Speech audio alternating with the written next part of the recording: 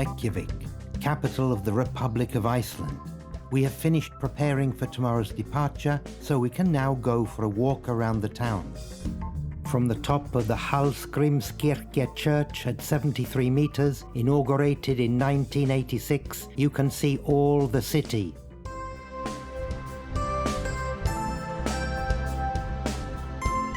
The Perlan, gigantic glass dome covering tanks of hot water to heat houses, and, in winter, also roads and pavements.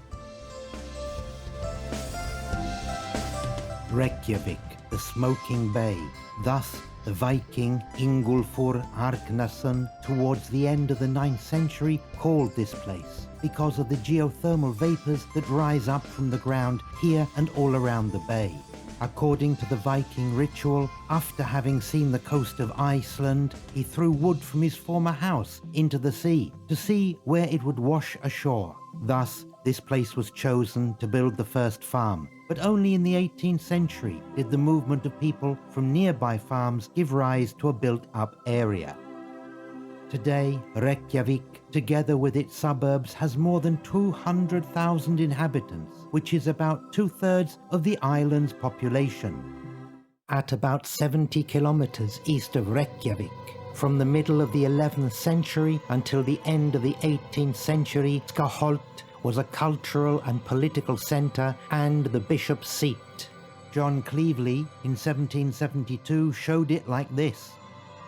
The cathedral, on the remains of an older one, was finished in the 1960s. It is 30 meters long and is one of the biggest Icelandic churches.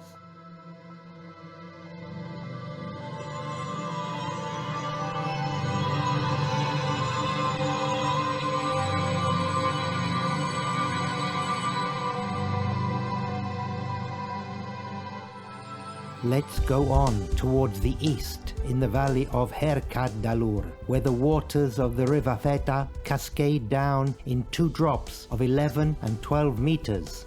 Gullfoss, the Golden Cascade, is one of the most spectacular natural attractions of Iceland. The gigantic mass of water that pours down the gorge is impressive.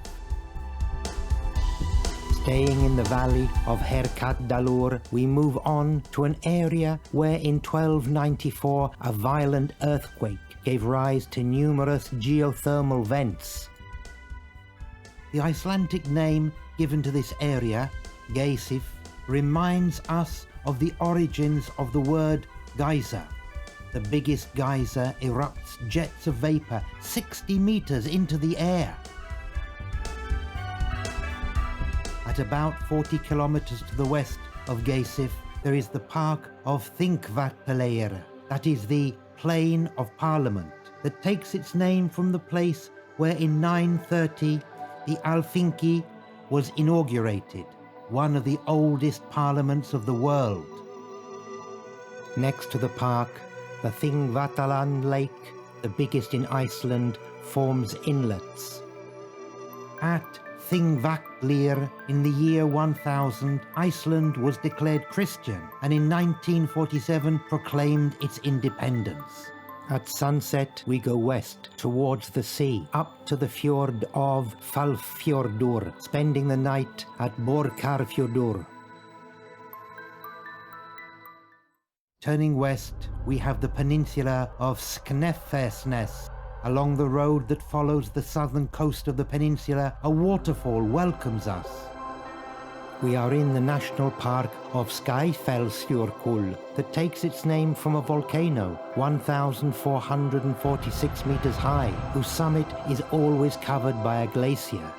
Thanks to the variety of its landscapes, the Snæfellsnes Peninsula is one of the major attractions of Western Iceland.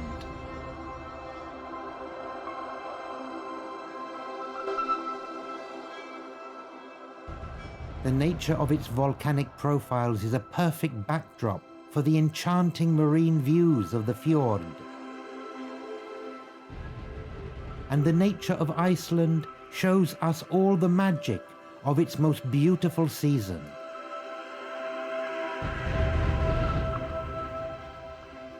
Continuing around the peninsula clockwise, the panorama offers us continuous variations of harmonious beauty.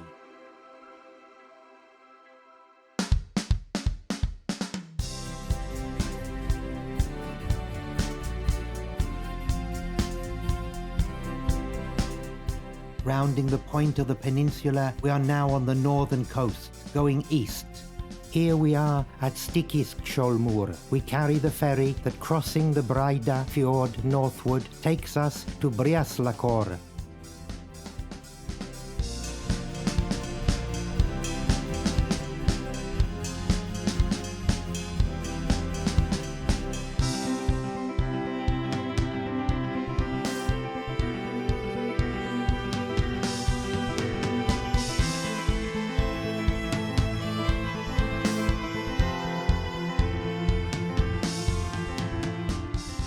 Halfway along the route is the island of Flati that the ferry regular brings supplies to.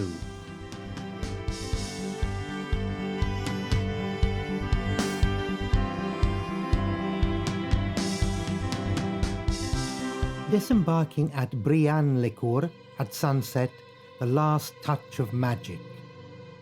Going northwest from Breiðaskór, following the northern shore of the Patreksfjörður fjord, we find the district of the same name, of about 1,000 inhabitants. Delicately blurred colors outline the contours that frame the calm surface of the sea. A seal is eating a fish. It has noticed us, even if we are far away.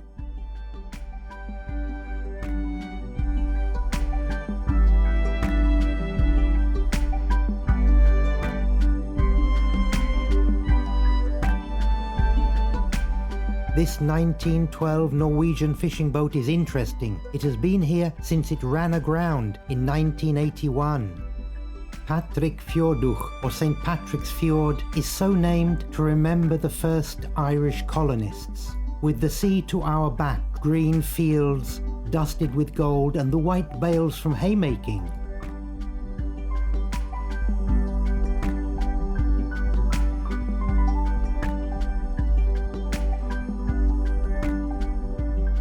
Continuing around the fjord clockwise, we get to the southern shore. An old Viking-style boat dominates the central room of the Newtor Museum. Various objects tell the story of the life of Icelandic fishermen from the past.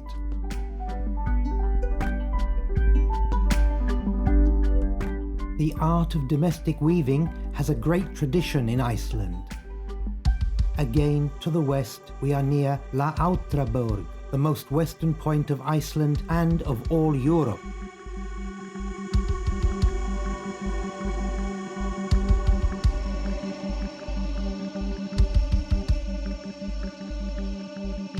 The cliffs from the west to the east are between 60 and 440 meters above sea level, a paradise for many species of birds.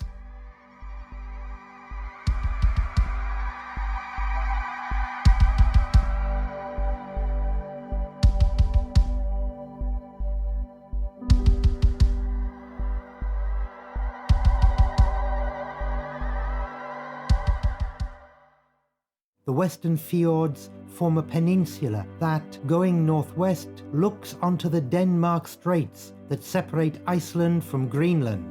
Because of the mountainous territory and the relative absence of plains, the peninsula is not very cultivated.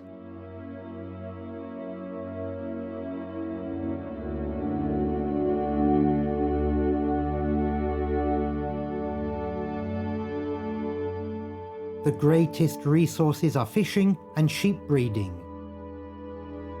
The inhabited areas are next to mountain chains whose height gives rise to picturesque waterfalls.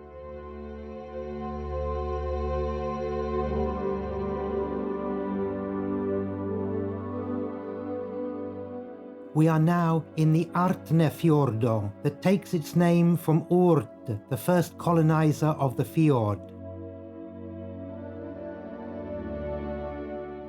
7 drops in 100 meters of height and a summit width of 30 meters and 60 meters at the base. These are the numbers of one of the most beautiful and representative waterfall cascades in Iceland, Dynjandi, that is the Thunderer, taking its name from the river that creates it.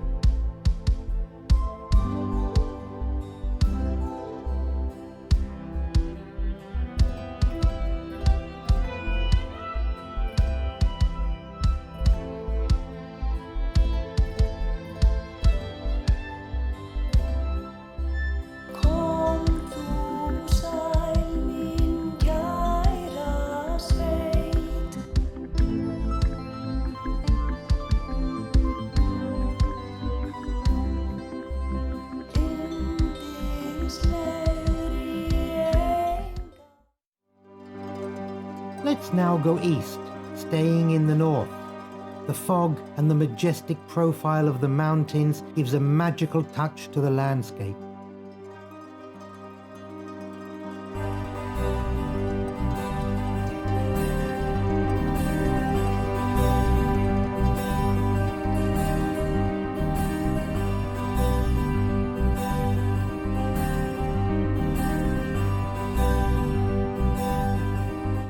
We arrive at Akureyri, and it is already evening. In the city there is a festival.